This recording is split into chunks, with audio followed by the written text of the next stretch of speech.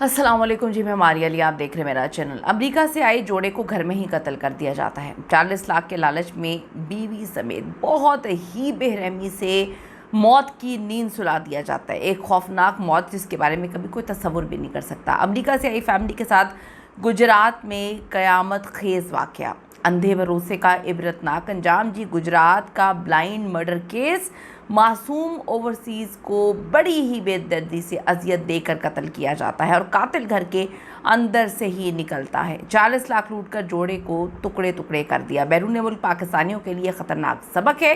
ये video overseas के लिए बहुत बहुत इम्पॉर्टेंट है। खुदारा ये गलती बिल्कुल ना करें।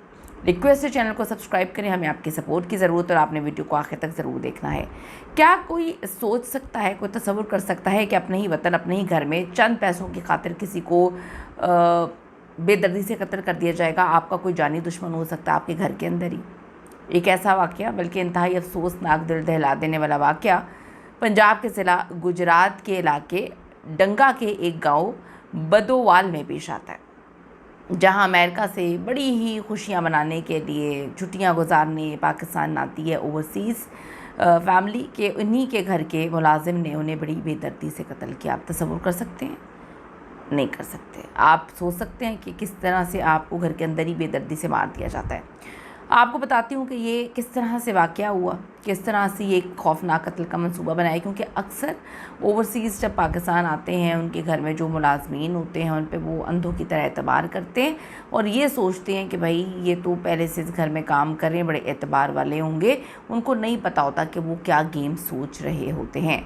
अच्छा जी, ये कहानी दो भाइयों की है। एक है ग़ुलाम सरवर और दूसरा है मोहम्मद अंसर। बड़ा भाई ग़ुलाम सरवर पाकिस्तान में ही रहता था, जबकि छोटा भाई मोहम्मद अंसर जो है अपनी अहलिया मुंजा के साथ यूएसए में सेटल था।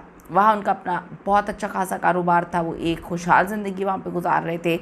मई 2026 में बड़े भाई ग़ुलाम सरवर की ख्वाहिश पर अंसर और उनकी बेटी अहलिया ने पाकिस्तान आने का प्रोग्राम बनाया ताकि अपने प्यारों के साथ कुछ वक्त गुजार सकें। बदोवाल में इन दोनों भाइयों के घर बिल्कुल जो है साथ साथ जुड़े हुए थे। अंसर का घर आमतौर पर जो है वो खाली रहता था, लेकिन उनके आने की खुशी में घर को साफ़ सुथरा किया गया और वहाँ पर फैमिली शिफ्ट हो गई। जब अंसर साहब पाकिस्तान आए तो उन्हें घर के कामकाज और देखभाल के लिए बड़े भाई से किसी मुलाजिम का उन्होंने कहा कि हमें तो काम करने की भी मतलब छुट्टियों पे आई हैं, क्या काम करें, तो बेहतर है कि आपको एतबार वाला बंदा जो है ढूंढ दें। सरवर साहब ने कहा। जान पहचान का एक मकामी नौजवान जिसका नाम शर्जील था, उसे बतौर घरेलू मुलाजिम रखवा लिया।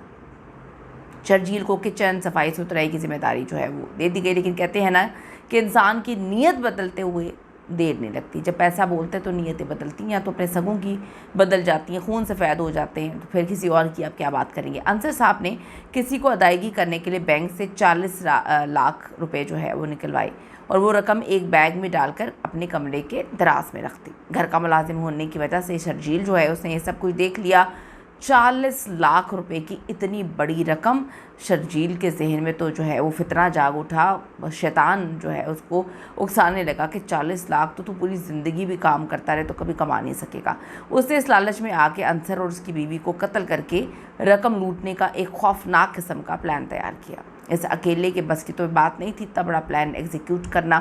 इससे शर्जील ने अपने एक दोस्त अबू बकर को भी इस जुर्म में जो है वो शामिल किया।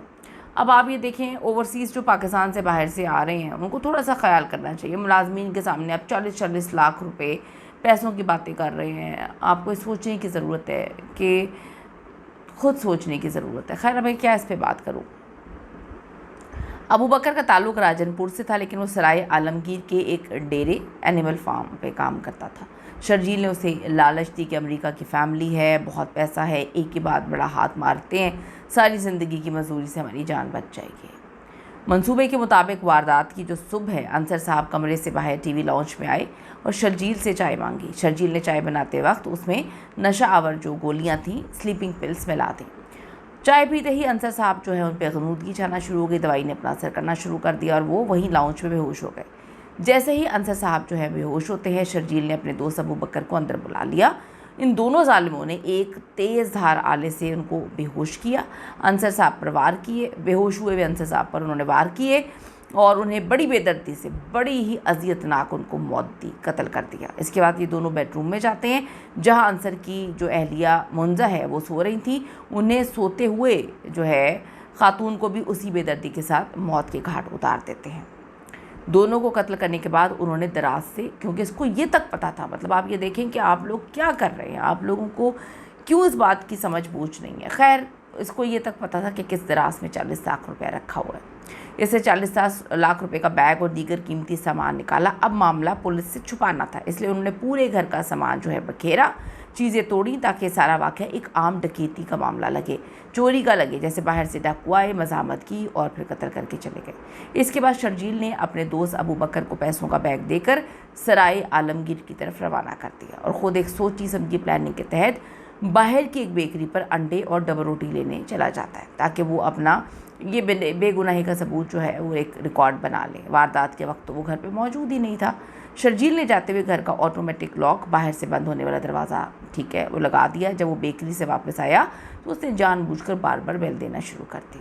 अंदर से कोई जवाब नहीं आया। वो रोता और घबराता हुआ साथ वाले घर में, यानी कि बड़े भाई के घर, गुलाम सरवर के पास गया और कहा, सरवर साहब, मैं तो बेकरी गया था, वापस आया हूँ तो अंसर साहब जो है दरवाज़ा नहीं खोल रहे, फ़ोन पे भी बेल जा रही है, कोई फ़ोन उठा नहीं रहा। सरवर साहब जो है वो परेशान हो जाते हैं।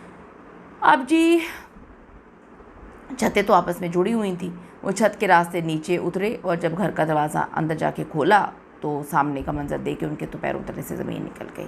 लाउंज में भाई की और बेडरूम में भाभी की खून में लथपथ लाशें पड़ी हुई थी। पूरे इलाके में कोहराम मच गया। गुजरात पुलिस फौरी तौर पे मौके पे पहुंची। ये बज़ाहिर एक ब्लाइंड मर्डर था, डकैती का केस लग रहा था, क्योंकि इस इलाके में किसी भी घर पे CCTV कैमरे मौजूद नहीं थे। पुलिस ने फोरेंसिक नमूने, लाशों का पोस्टमार्टम वगैरह सब कुछ करवाया। तहकीकात का आगाज़ हुआ। जब पुलिस ने घर के वाहिद मुलाजिम शर्जील से पूछगिछ की तो उसकी बॉडी लैंग्वेज पुलिस को काफ़ी मशकूक लगी। शर्जील का कहना था कि ये सब कुछ उसकी बेकरी जाने के दौरान, यानी कि सिर्फ 5 से 10 मिनट के अंदर हुआ। लेकिन पुलिस के तजर्बे ने यह बात पकड़ ली कि इतनी बड़ी वारदात, 2 लोगों का बेदर्दी से कत्ल और फिर घर का सामान इस तरह से बखेरना, ये 5 से 8 मिनट का काम तो नहीं लगता, इसमें बहुत ज़्यादा वक्त लगा होगा। पुलिस ने जब शर्जील को हिरासत में लेकर अपने रवायती अंदाज में तहकीकात की तो ज़्यादा देर झूठ जो है टिक नहीं सका और टूट गया। उसने इतराफ़ किया, लालच में आके उसने अपने दोस्त अबू बकर के साथ मिलकर वारदात की है। पुलिस ने फौरी कार्रवाई करते हुए सराय आलमगीर से अबू बकर को भी गिरफ्तार किया। इस केस में जो सबसे ज़्यादा हैरानकुन बात यह है वो इस कातिल की सफाकी और अदाकारी थी। पुलिस के मुताबिक कत्ल के बाद जब मकतूलीन की तदफीन हो रही थी तो कातिल शर्जील सबसे आगे आगे था और रो रहा था। जनाजे तदफीन के वक्त ऊंची ऊंची आवाज़ में रो रहा था, मातम कर रहा था, मेहमानों को चाय दे रहा था, पानी दे रहा था, रोए जा रहा था। कोई सोच भी नहीं सकता था कि जिसके हाथ अभी अपने आका के खून से रंगे हैं वो इतनी बेशर्मी से इतनी बड़ी एक्टिंग कर रहा है। नतीजा क्या है जी नाजरीन, ये अफसोसनाक वाक़या एक बहुत बड़ा सबक है। ख़ास तौर पे हमारे ओवरसीज़ पाकिस्तानी भाई जब बाहर से आते हैं, अपने वतन और मोहब्बत में मासूम होते हैं और लोगों पर बड़ी जल्दी भरोसा कर लेते हैं। किसी पर अंधा एतबार मत करें। घरेलू मुलाजमिन को कभी इतनी आज़ादी ना दें, उनके सामने इतनी चीज़ें ना करें, बड़ी इन्वेस्टिगेट करके उनको रखें। मुलाजिम को हमेशा एक हद में रखें, उसकी बहुत अच्छे से इन्वेस्टिगेशन करें। इसके बगैर कुछ नहीं है, यकीन करें, इसके बगैर कुछ नहीं है। अपनी कीमती राय इस हवाले से ज़रूर दीजिएगा। वीडियो अच्छी लगी है तो शेयर करना ना भूलिएगा और आगे सिर्फ यही रिक्वेस्ट है कि अपना और अपने प्यारों का बहुत ख्याल रखें। अल्लाह ने के बाद।